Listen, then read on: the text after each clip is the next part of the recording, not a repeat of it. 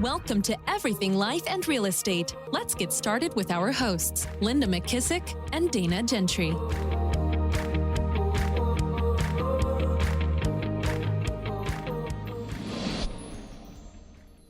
Hi, everyone. Welcome to Everything Life and Real Estate. I'm Linda McKissick.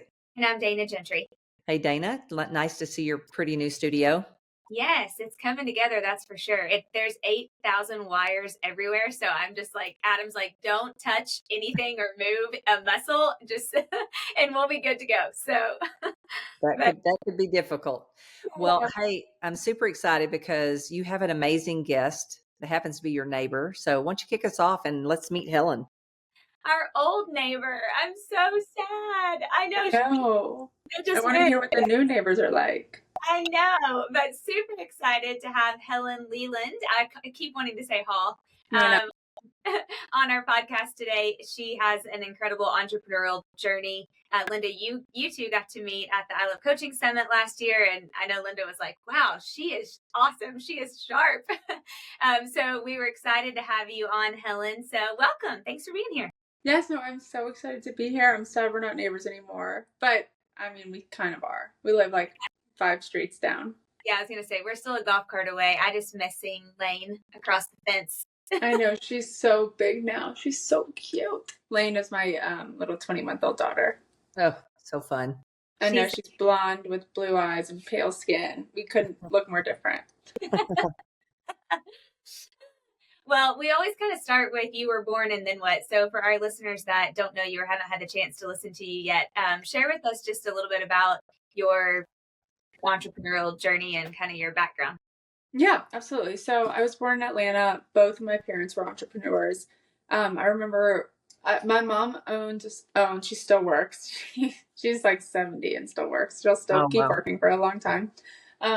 But she owns a big furniture store where she sold directly to the trade. So she would sell furniture to interior designers. So I remember I would always go, she would have all these leftover fabrics that were so beautiful, and I would fold them in half and staple them and sell them as purses for like $1. Like I was just always doing something, whatever it was. Half the time it did make sense. I wouldn't do lemonade stands on the side of the road, but I would do like fortune telling. Like I would tell you your fortune for 25 cents. So I was always doing something a little bit different, but still always hustling. And I went to school. I went to the University of South Carolina for fashion, which again, the state, I don't want to say this to offend anyone, but like the state of South Carolina is not a fashion capital. Charleston is actually becoming more of one, but back in the day when I was in college, it was a joke. So it was a joke, but I still really loved fashion. I always wanted to be in fashion because I love texture and design and textiles. And then that is not the direction I ended up taking. I fell in love with food because I gained a lot of weight in school.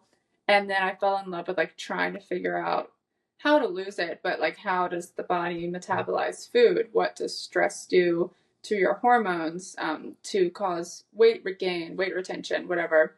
And I became really interested in learning about the muscles and how you metabolize things. So I became a personal trainer because that was the path of least resistance, like get some sort of degree to give me some sort of like authority. And then that's when I started making blender bombs, was for clients.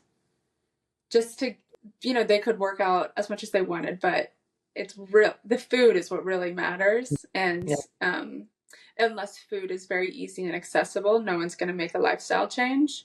And so I made smoothies accessible, which is how my company called Blender Bombs came about, which for those listening, Blender Bombs it's like a energy ball. It's like a golf ball size of various different nuts and seeds, but together it's every essential amino acid and every essential fatty acid. So when you put it in a smoothie, it makes your smoothie a meal. It keeps your blood sugar from spiking. It helps you absorb all the vitamins and minerals in the smoothie. It really is just like the healthiest meal of the day so that you don't have to be stressed about whatever other things you're eating the rest of the day. So never went the fashion route, but I still did get to be creative and use patterns and colors and textures in building blender bombs for my PR boxes and branding and marketing, etc. Well, and you never know. I always say that you never know where the opportunities you're taking advantage of is actually leading you. That may be something that's not for this moment, but for a future moment. Yeah. Oh, I have my goals for fashion one day.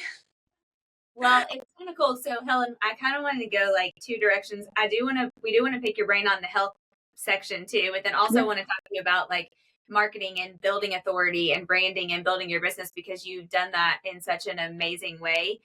So maybe let's just start with that one. Because you didn't really go to school for business, but you had entrepreneurial background. So tell us a little bit, like, what have been some of the challenges, the lessons that you've learned? And I definitely want to know if you were giving advice to somebody who's looking to build authority, like, your social media presence alone is probably really what catapulted you out there, right? So we talked just a little bit about that. Yes, absolutely. So I actually didn't have a social media presence when I started Blender Bombs. I had like 1,500 followers. So it was basically just my friends and my network. And when I started posting about like health and wellness, I just really put myself, and before I go into this, I want to preface by saying I started off really well, like doing social media the right way, doing it honestly perfectly. And then when I had to take on more of a business role, when the business started growing, I didn't focus on my social media as much and there wasn't as much strategy, and then it plateaued. And then when I passed off like the day-to-day of the business to a CEO, I was able to focus back on my social media again, and then it started growing again. So that was a cool little journey that I went through. But at the beginning, when I didn't have anything to lose, I didn't have anything else to spend my time on, I was really strategic about putting myself in my clients' shoes and just thinking, what can I post that will help someone? What types of questions are these people asking me, and how can I answer it? So if anyone would ever ask me a question, I would answer it, and then I would just screenshot and repost it on my story. So it was nonstop. Like 90% of the stuff I was posting was of value to someone else. Yeah. It was, at the beginning, it was never really anything but pure value, like question and answers. Getting the community, if I didn't know the answer, like I would ask other people. I would post a question and then ask other people to give me the answer, and then I would share that. And then as the business, so that grew my following to probably like 30,000, just word of mouth, being helpful. People are being like, hey, you should follow this girl. She will actually get you answers to your questions. And if she doesn't know it, she knows where to find it. Yeah. And but so what were some of the questions? Was it business questions? What were the most people most interested? Health. Yeah, it was all health and wellness, and like clean ingredients, and a lot of it was weight loss because I had just gone through my weight loss journey. So talking about that, it was nothing about business, but my business, and a lot of people were asking questions about smoothies because smoothies can be confusing. Like, how do you make a smoothie? Why does my smoothie taste like spinach? Why is it chunky? How do I make a weight loss smoothie? I started gaining weight when I added a smoothie to my lifestyle. I'm like, well, did you replace a meal with a smoothie, or did you just add a smoothie to it?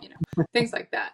Things that would be common sense for most people, but they're not. That's a great thing, because you, I never understood the smoothie thing, because I would drink a smoothie and feel so bloated. Like because I was putting the wrong things in there, and I would still eat a meal and drink a smoothie with it. But I can remember, like, even when I met Adam in the beginning, he loved smoothies, and he would make them, and I'd be like, no, I can't drink a smoothie. They bloat me so bad. Which is so funny because, like, if you don't make them the right way, it just like if you don't cook food or pair foods with the right things, you can bloat. Yeah. And it shouldn't bloat you. So I'm glad we're back on the smoothie train. Yes. And that was the other thing. People would ask me about their bloating, and it's like, we got to get to the root of it, because it's not the smoothie's fault that we're bloating over here. So either we don't have enough digestive enzymes, or our body, we're missing something. Like we need to add in some probiotics to getting people like test their probiotic levels to see what strains they're low on, like fecal matter testing, things like that. So there was a lot that went into helping people get healthy. Yeah. It wasn't like a one product, one size fits all thing. But eventually I outgrew being able to help all these people because my business started growing, and I had to focus on the business because I didn't know what the heck I was doing at all. Like, I was selling the Blender Bombs for my cost, not including labor, nothing. I was just trying to do the Lord's work, getting people to drink smoothies. Yeah. Staying up till like 3 a.m. So I did have to hire a business coach, and that was so helpful, just to be like, you need to double your prices. You need to be paying yourself something. Your next hire should be X, Y, and Z. Yeah. So there was about a 3-year period where I really just focused on the business and put social media on the back burner, and that's when my following plateaued. And I was still like doing active social media, helping people, answering their questions, but the intention was not how can I help these people. It was more like I just have to post something for the sake of posting it to say that I checked that box for the day. And just it has to be something about the business or about my life, something to provide entertainment. And then when we hired the CEO to take over the day-to-day of business, and I went back to growing my social media account, the focus then shifted to what can I post today that will help someone? Either help someone feel seen, or help someone get an answer, or help someone relate to something that we're all struggling with, and then direct them towards an answer. Yeah, I love that. And you just said something really important. And I've talked to Tyler about this so many times too, but sometimes you feel like you have to post just to post something. And it's funny because anytime I do that, like those are the ones that I get no engagement on whatsoever. But if you actually approach it from like, how am I adding value with every single thing that I'm doing? I mean, and you do that so well. Like I just have learned so much. So another quick question. You are one of the most learning based people that I know. I feel like you are always reading books, listening to podcasts, like what have been some of the most impactful either books or things that have helped you to grow the business that you've had? I know you said the business coach, but I feel like you're always learning and wanting. I'm always learning. Am I always retaining it is the question. but I'm certainly learning it. This book, and I can't remember the name of it, it was all about like hiring A+ players. I could do a quick search and get it. But recently, that book made the biggest impact on me because I didn't have the best people on my team. And I cannot even explain what a difference it makes in like your productivity as a person, and your strengths and your weaknesses to have someone around you, or just to have people around you that are actually A+ players. Because most of the time when you're an entrepreneur and you own your own business, the only reason you got there in the first place is because you're an A+ player. Like you had to learn how to do everything to get to where you are today. So you inherently know that you are an A+ player. The majority of people are not. And so I have figured out this recruiting tactic has changed my life, how to hire the best people. So when I'm hiring for a social media manager, right? And I would post on my story or post on LinkedIn or post wherever I'm posting to try to find people. You're like, hey, I'm hiring for a social media manager. Email me your resume. You need to have X years of experience, blah, blah, blah. So then when they email me their resume, I respond with like, thank you so much. In order to take next steps in the application project, please complete these 3 projects by X date. And like, it needs to be like 1 or 2 days later. It needs to be a lot of projects due in a short amount of time. Because that right there gets rid of 90% of applicants, which you get rid of anyone who isn't an A player right there. Now you're just trying to find the A+ player. So say the projects are here's a video, an unedited video, crop it and turn it into something that you think will provide value or go viral or whatever. Project number 2 is look at my social media now and then create a 1-month content calendar. Project number 3 could be write 3 scripts of content that I need to film that will perform well. Yeah.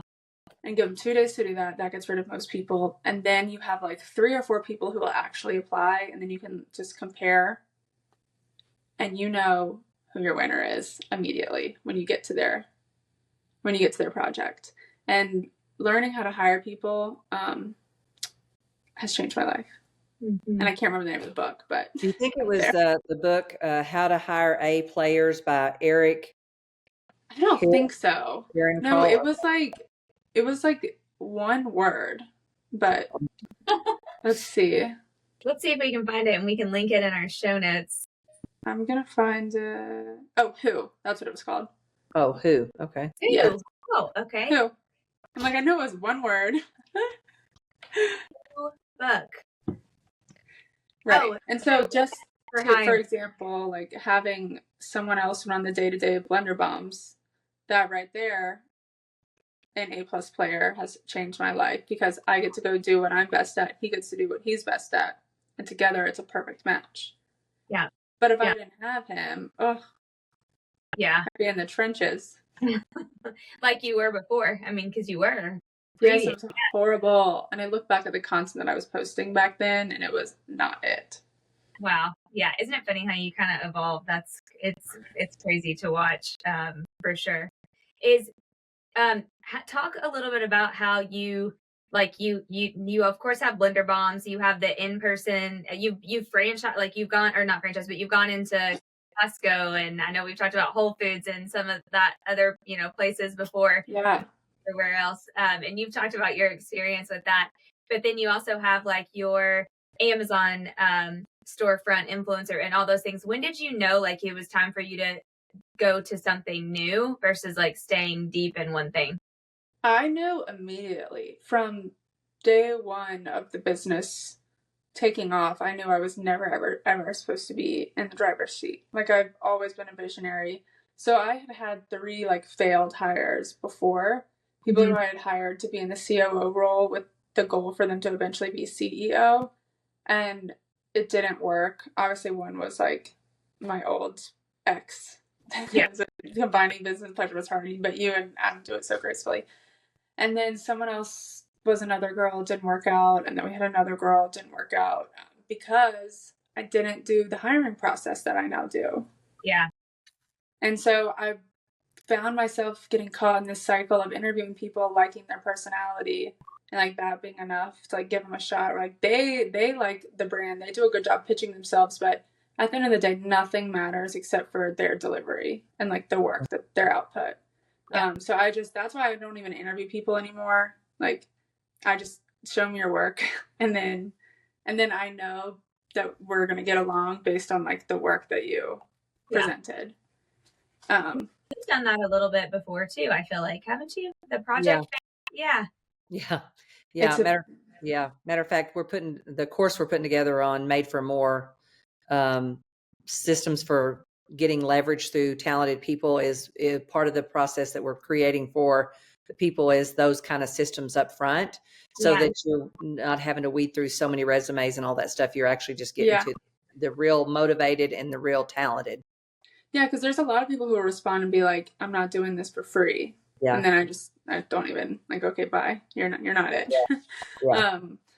And so the people that we've hired since doing that have been amazing. I knew it was time, again, immediately. I was trying really hard for years to get that responsibility off my plate, because I knew that content creation and forming community is what I'm best at, but it's something I have to be solely focused on. Like, I can't tell you how many times I've tried to start a podcast, and I can't do it because like it's something that either that is what I'm going all in on or not. And so the influencer stuff came by accident to forming the community online. Like, the goal was never to monetize it.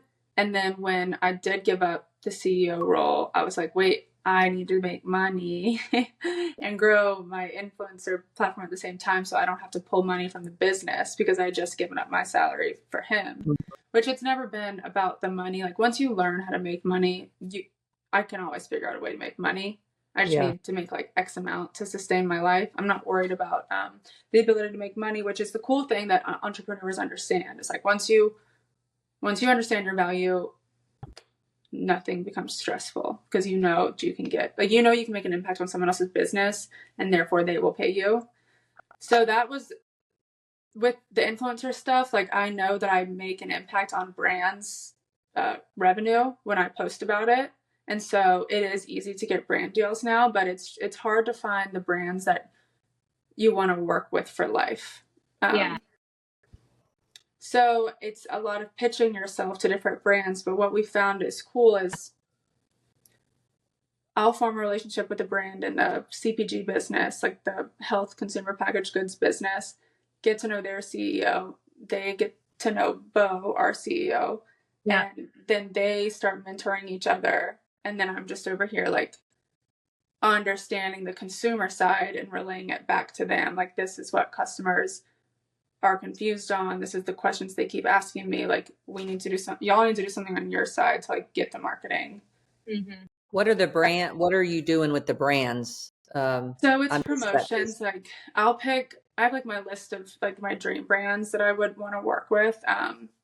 And I will promote them and in exchange get a percent of sale. But it's not just like an affiliate. It's not like a 15 to 20%. It's normally like 75 to 100% of the sale. Because for them to go out and get a new customer through a meta ad or something, they're going to have to pay that anyway, like in ad spend to acquire a new customer. It's like they're basically putting their ad spend towards me to get my community to buy their product. But that's because the community trusts that I would never promote something that I don't actually use. Right. Yeah. So, and is this happening through like just ads, or are you doing like, are they doing a class, a webinar? It's through Giveaway? social media, like Instagram Reels, Instagram Stories, Instagram Okay. DMs. So it takes a lot of time to like explain the product to people. Yeah. Helen, you are very consistent with that though. Like the whole VA thing. I mean, I assume that you have a partnership with them, but I like, didn't at first. Now I do. yeah, and you should, because you've been so consistent with like sharing the results and sharing all the things that, you know, they do for you and all that stuff. And I can only imagine how many people have reached out to them because of, they know that you're using it, you know, that it works for you. And what was that? What are you using? What is she Virtual using? assistants. Oh, VAs. Okay. Yeah. In the real estate world, I feel like when I talk to the guy who owns the company, a ton of his clients are real estate agents, just because real estate agents, again, need to get to what they do best, which is selling and forming relationships. Yeah. And so if you can have a VA for $24,000 a year work for you full time and handle all the back end stuff, why would you not? Yeah. And Linda, the company what's the name of the company, Helen? Nexus. Yeah, Nexus. I've interviewed tons of VAs. I know you have too. And they definitely have a different approach that works. I mean, it's very good. Yeah, I like them because they find you the good VAs, and again, project based. Like, give your VA 3 projects. I love it. I love they projects. will have like 5 or 6 VAs complete the projects and send you the results back. And that's when you know who you want to hire. Because again, most people think virtual assistants are robots. Yeah. Or like AI. AI, yeah. I remember when I first started posting about VAs, some of our people on our team, they're 2 girls' moms were like, Helen is replacing you. I'm like, no, I'm not.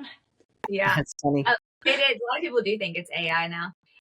Okay, so I know we don't have a ton of time. I just, maybe in the next 10 minutes, I do want to switch to the health side, because Linda and I both are like kind of obsessed with the health side of things.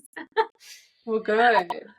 Yeah. So first question I had is, what are like your top favorites lately? Like in the health space, like what can you like, we always want to know new stuff that we need to have or try, or like, what are you into that is really making an impact health wise? I mean, of course, the smoothie. So lately I started getting, and I've been making smoothies for years. That's been my business, but I started adding really weird vegetables into my smoothie this year, and that's been a game changer, and you can't taste them. So butternut squash, green beans, zucchini, oh my God, there's so many more. Radishes. Into the smoothie. Yes, and you can't taste it at all. Wow.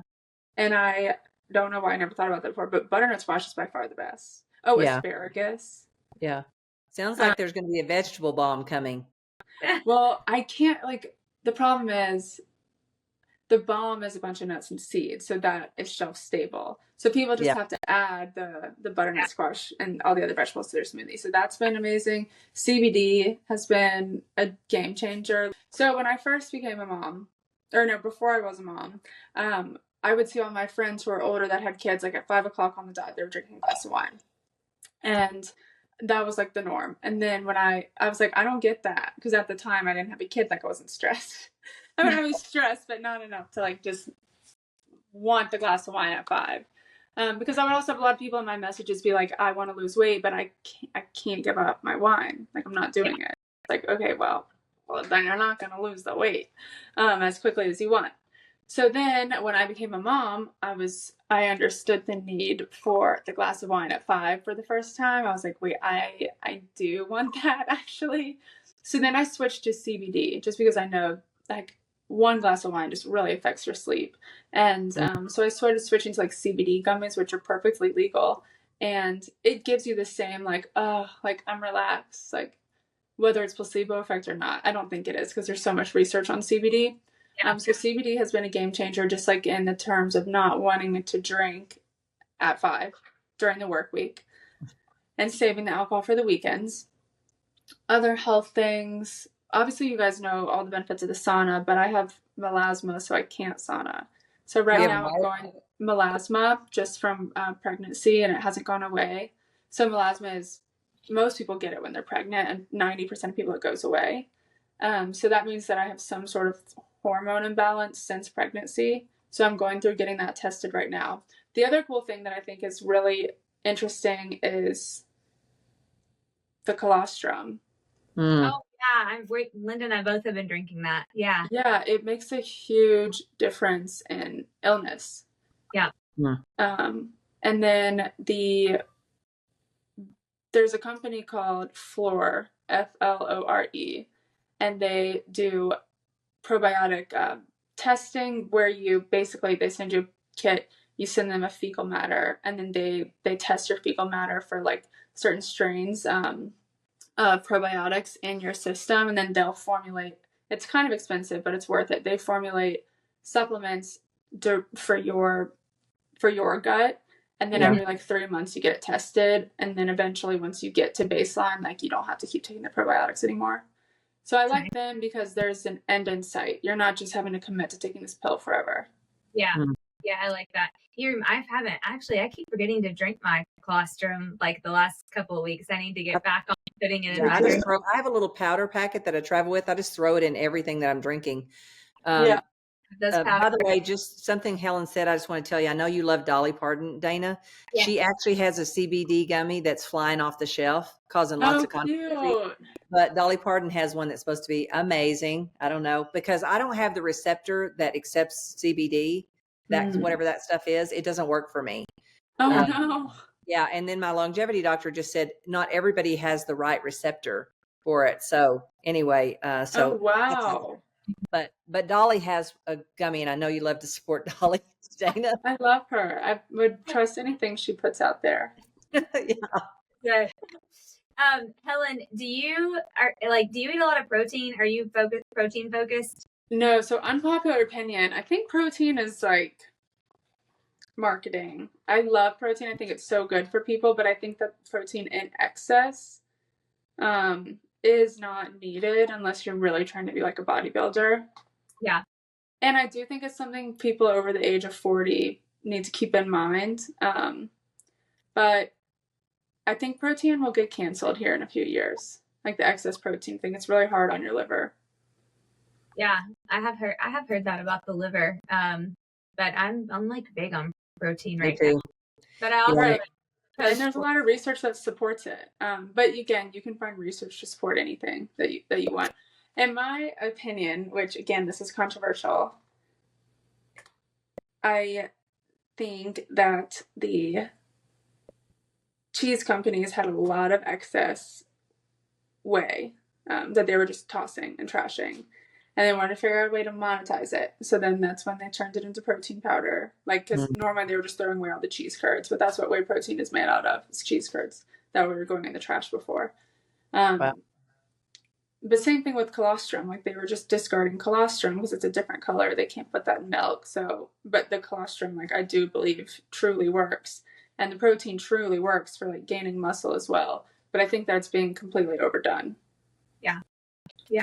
I think anything can be done to the extreme. And I also think it's individual. I mean, I stayed just proteins and vegetables for over a year and a half, could not get rid of the inflammation. I dropped the vegetables, just did the protein, went away within like 24 hours. Wow. Yeah, exactly. And there's certain diets that you need to, like certain extremes that you have to go on to get to a certain result. And then you can eat more balanced. Yeah. And then you can see what you can add. And I think you just adding slowly so you can really see how it affects your body is so important. But my problem is I'd always add 4 things and not know which of the things was causing my inflammation.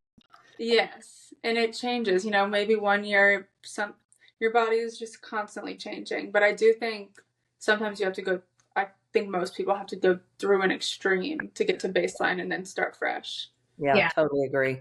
Yeah. And build up from there. Yeah. So what's next with you at this stage in your business? Will you just keep trying to grow the base for the blender bombs? Do you add? Dana and I are not very well in the product. We're in the informational world of selling information, but not necessarily the product world. So what do you add new product? How does a business like what you have scale? Through Facebook ads, through meta ads. So what I really like about meta ads is you can calculate to the T how long someone's on your website, where they go, how much it costs to acquire a new customer. So really it's the easiest and most effective way to scale an online business, I would say. Yeah. So we're still in Whole Foods. We pulled out of Walmart just because being in retail is so expensive. We're going to launch another capital raise this month. So probably in the next week or two. We're going to do another $3 million raise. And that's really just to put towards meta ads because we've got it down pat. Like we know what works and we're gaining new subscribers every day. But we're not going to make a profit from them until month 4. So we're going to be in the burn for 4 months, like consistently. So that's why we're going to be doing a capital raise. So new products, not yet. Again, so expensive. Yeah. Whereas we've tried new products, but 90% of our sales come from blender bombs anyway. And that cost to start a new product is very high. So we will eventually. Just we need to get our sales. We need to like double our sales before we launch a new product. Yeah, that makes sense. I still miss the brownies for what it's worth. Trust me, I know. She had these, Linda, they were baking these brownies that were like to die for, and they were totally healthy and just clean. And I got like everybody obsessed with them. They were so good. I always like still think about the brownies. I do too. And I don't know what to do without them.